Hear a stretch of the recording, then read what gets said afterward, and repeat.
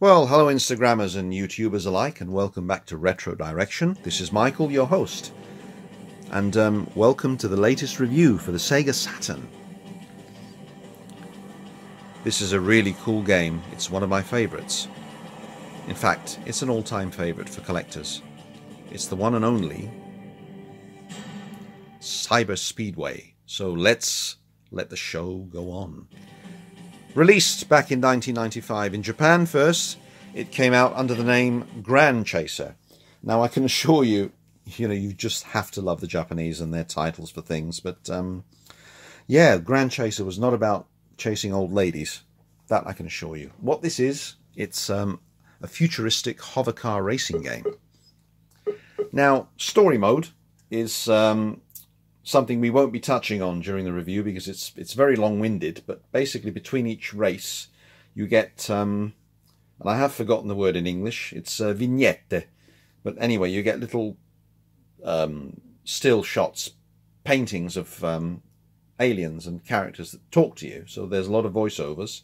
Now the story is pretty basic. There's a young human called Clay Shaw is taking part in the Cyber Speedway Racing Championship, where he races against other civilization from different planets in the solar system, and you race on those planets, which makes the game really cool.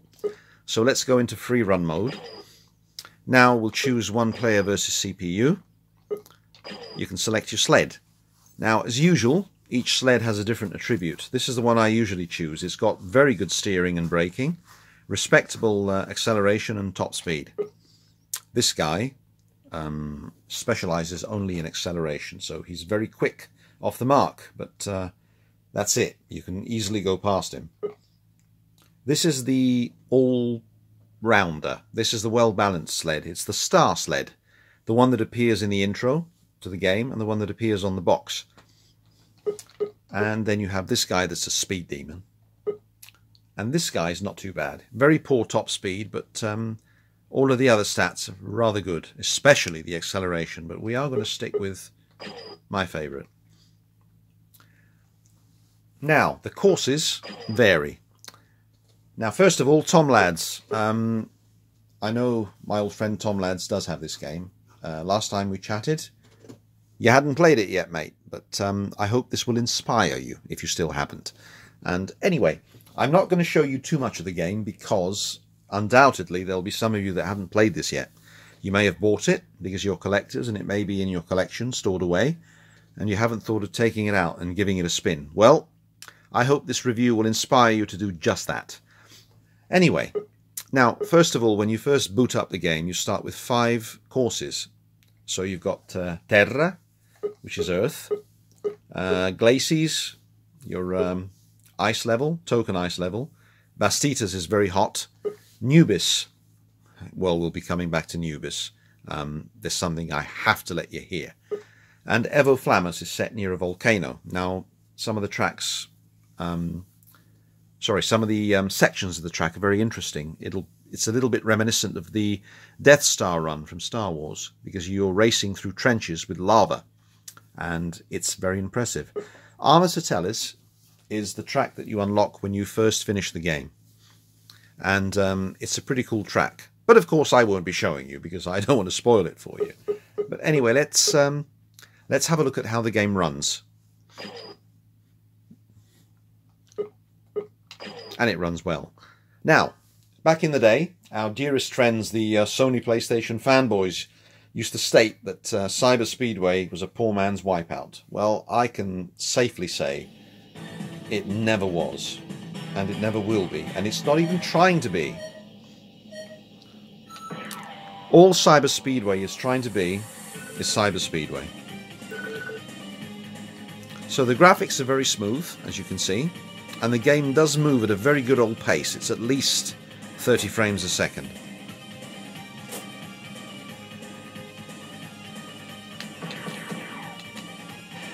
Now there are air brakes.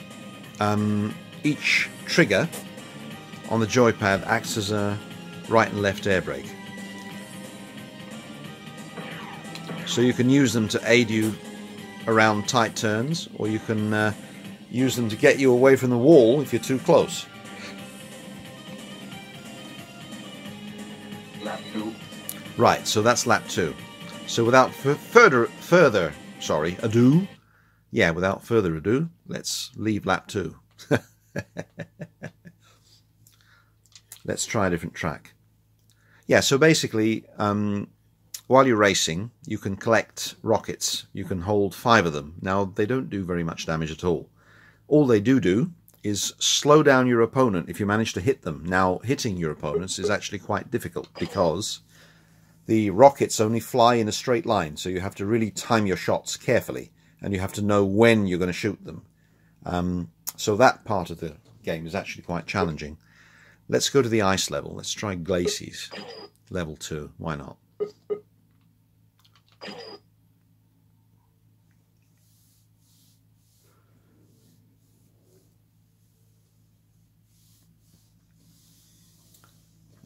Now, each level has a shortcut through it.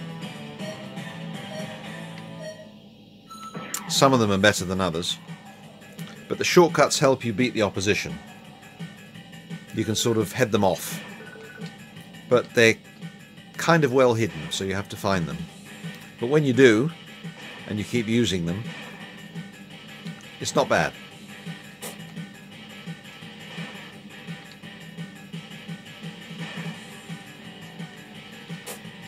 Oh, there's me racing crap here. So, graphics are very smooth, nice and fast.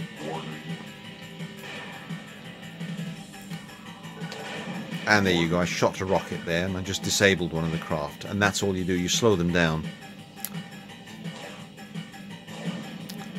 Yes, the mesh effects on the Saturn there. Such a shame it couldn't do those good old transparencies that the PlayStation can do. Now, something the game has in spades is charm. It's the usual charm. And the music is incredible. And thankfully, the music in the UK version, let's try a shortcut, is the same as the music in the Japanese version. Wrong way. Oh, bloody hell. Now, when it was released in the US, they changed the music completely. And it was a series of harsh rock tracks which did not suit the game at all. They really do not suit it. This is the only music you can have in this game because it's very fast-paced, it's very rousing, and it's just sort of makes you want to do things with a sense of urgency. So let's come out of this track. Now, as you can see, the backgrounds are very impressive. You get those skies and you get huge planets hanging from them, overlooking everything like huge deities. It's actually quite impressive. And that's on every track. You get all those planets that, you know, hang from this beautifully, you know, starry night sky. Let's try...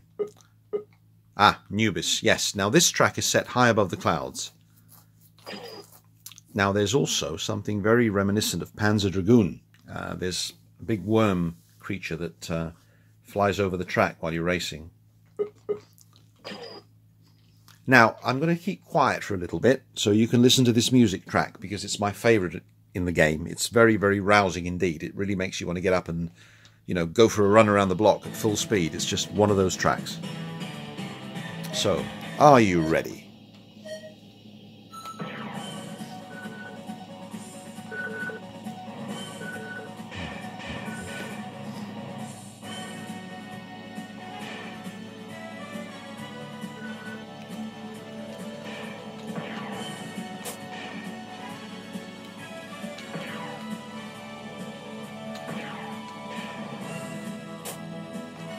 There it is.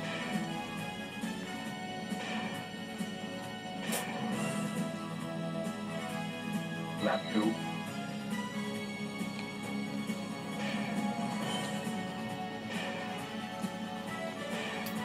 So, I take it you see what I mean about that rousing music track. Here's a little,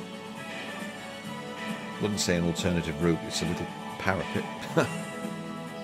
There's the worm creature again.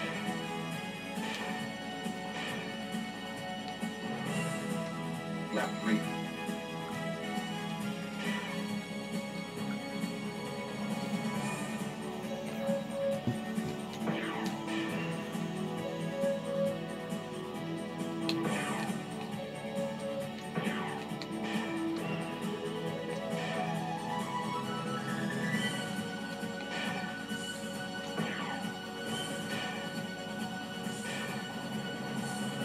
Report.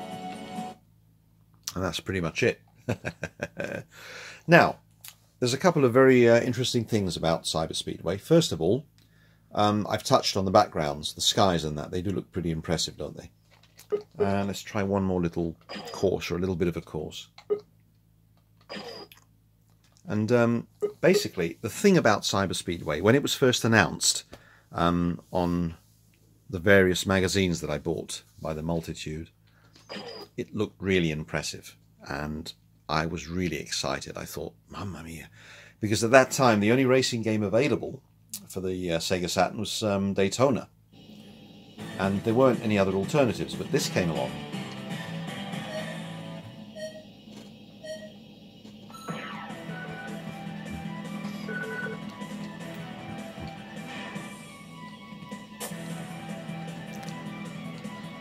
There you go. You see how brilliant this one is.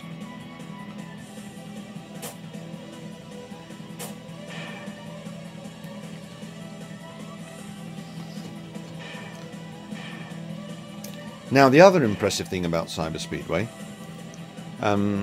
yeah, going back to the fact that when it was announced, I was really excited about it. I really wanted to play it. Lap 2. Is the fact that you can take fantastic screenshots of Cyber Speedway, no matter what picture you take. It really doesn't matter what. You can really take cool screenshots of Cyber Speedway. And it looks amazing in screenshots. When it moves, okay, I'm not going to sit here and say it looks rubbish, because I don't think it does. I think it's really, really good. And again, it's not trying to be Wipeout. It doesn't want to be. It doesn't need to be. Cyber Speedway is a very charming game in its own right. It doesn't need to be Wipeout. I mean, Wipeout, of course, in my opinion, still reigns supreme as the finest futuristic hovercar racing game. But I think Cyber Speedway focuses more on fun. For a start, it's a lot easier to play because it is very playable, and there is a little bit of challenge. You can play it in standard or expert mode. Now, story mode is very interesting because between races you can earn different upgrades and power-ups for your sled, which are not present in the one player versus CPU or time trial. So it is worth playing through story mode alone just to see what the different things do. Unfortunately, you can't use them in other modes, but it doesn't matter because the game is still brilliant. And yeah, so basically that is pretty much Cyber Speedway in a nutshell. Now, I want to do a shout out to Tom Lads. Now, I know, mate, you do have this game, and hopefully this review will inspire you to play it. But now, to those of you that have an Instagram account, or even those of you that don't, check out Tom Lads. That's his moniker on Instagram. He has the coolest gaming room I've ever seen. And I mean, I thought I was a good collector, but this guy really has many more systems and games than I do. But his room is incredible. There are various pictures of it, and it's your dream gaming room. You just sort of want to live in there and not ever leave it. You want to eat and drink and sleep in there, and stream games for a living and earn lots of money. I mean, it would be the ideal thing, wouldn't it? The dream job. But yes, that's one guy I would recommend, a true retro collector. Anyway, so Cyber Speedway is actually pretty much that in a nutshell. It doesn't really extend into anything deeper than that. Now, multiplayer-wise, there is a split screen, so you can enjoy it with some friends, and it doesn't lose hardly any speed at all. So it's still a blast to play. Now, okay, the graphics are a little bit shoddy by today's standards, but it's still smooth, still fast, and most important of all, it's very playable. It's very easy to pick up and play. And, you know, there's a little bit of challenge which doesn't outstay its welcome. The game's never frustrating. So if you are a collector and you haven't got this game yet, do yourself a favor and get it. And it's not even that expensive if you want to find it. And for those of you that have bought it and perhaps you've stored it away and forgotten about it, now's the time to take it out and take it for a spin, because you won't be disappointed. Well, anyway, I hope you've enjoyed this review. A little bit shorter than the others. And the next review is going to be of one of my other favourite racing games for the Sega Saturn. It's going to be Virtua Racing. And that's an absolutely brilliant game. And I will be telling you why in the next review. Anyway, thanks for tuning in. And you know where you stand with retro. Ciao, ciao.